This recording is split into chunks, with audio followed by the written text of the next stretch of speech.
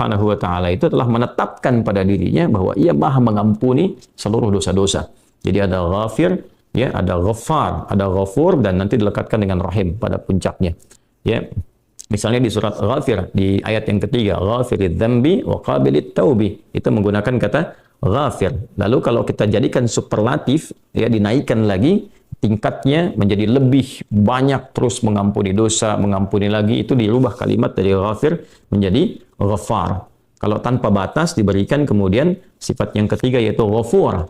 Ya, kalau hamba menyimpulkan apakah memang masih diterima, maka Allah turunkan puncaknya berupa sifat rahmatnya, Rahim. Qul ya ibadiyalladzina asrafu ala anfusihim la taqnatu min rahmatillah. Innallaha yaghfiru dzunuba jami'a. Quran surah ke-39 ayat 53. Balik ke sini.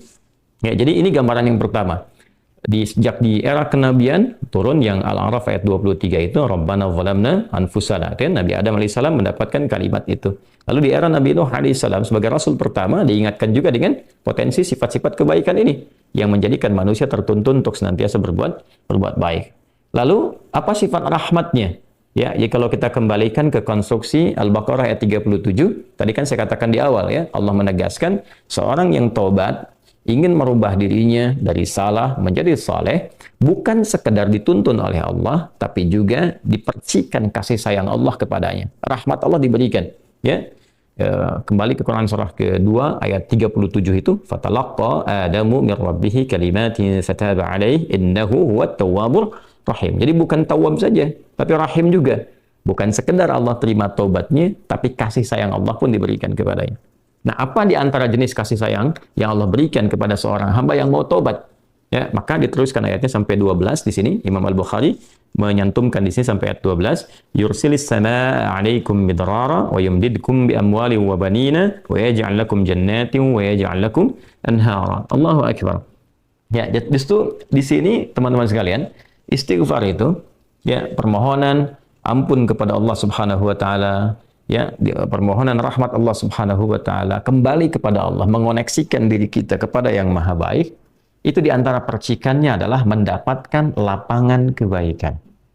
Yursilis samaa 'alaikum bidrara. Ya, walaupun Anda mendapatkan kesulitan dalam berkehidupan, bahkan yang sifatnya luas, ya, secara sosial, kalaupun tanahnya gersang, ya, kalaupun kemarau berkepanjangan, itu ternyata dengan satu daerah itu, satu desa itu, satu wilayah itu mengoneksikan diri mereka kepada Allah, beristighfar. Ini faedahnya istighfar. Dengan beristighfar kepada Allah, taubat dari maksiat, ternyata bisa mendatangkan rahmat bukan hanya untuk pribadinya, untuk satu wilayah.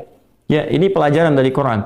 Ya, Allah akan memberikan kesan begini, jangankan bagi setiap personalnya, setiap orangnya. Ya kan? Ada masalah sekampung pun, contohnya kekeringan misalnya, contohnya kemarau, lalu sekampung itu, ya, atau ada orang-orang soleh di situ yang membiasakan taubat kepada Allah, istighfar kepada Allah, mengoneksikan dirinya kepada Allah, ya kan? Itu luar biasa, percikan rahmat Allah.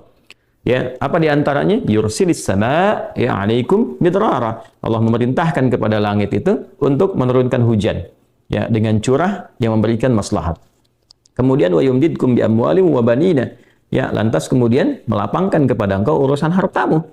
Ya, bahkan memberkahi engkau dengan keturunan-keturunan yang baik.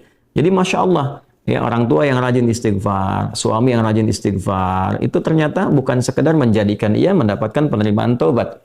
Dia berhenti dari perbuatan maksiat, usaha-usaha yang tidak baik, dagang yang tidak benar, dengan perbuatan curang, ya, perbuatan menipu, perbuatan-perbuatan yang tidak elok, korupsi, jauhi potensi itu.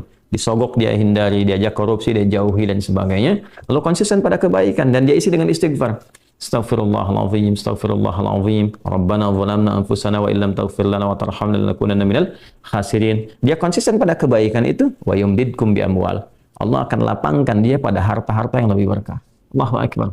Ya, jadi diberikan kelapangan dulu pada dirinya, kemudian diberkahi hartanya. Jadi berapapun yang dia dapatkan, Allah berikan berkah padanya. Sehingga dia merasakan kebahagiaan dengan harta itu.